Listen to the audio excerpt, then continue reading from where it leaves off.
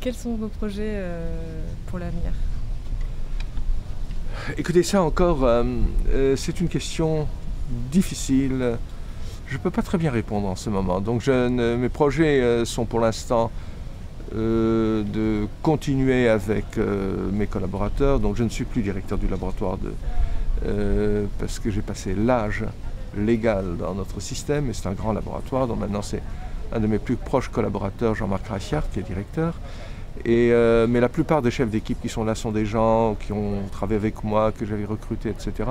Il y a une excellente ambiance au sein de notre groupe à Strasbourg.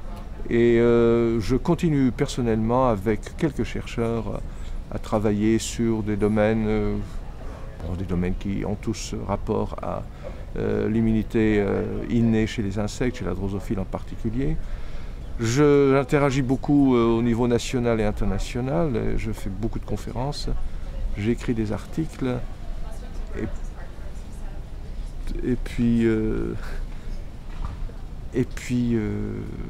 par ailleurs, je suis engagé maintenant dans un certain nombre d'actions pour défendre la science auprès de l'opinion publique, etc. Donc il y a énormément de choses qui se présentent, mais pour l'instant, ça ne suit pas une ligne directrice particulière. C'est-à-dire je réponds pour l'instant aux sollicitations et il faudra au courant de cette année que je me définisse un programme. Je n'avais pas prévu d'avoir le prix Nobel.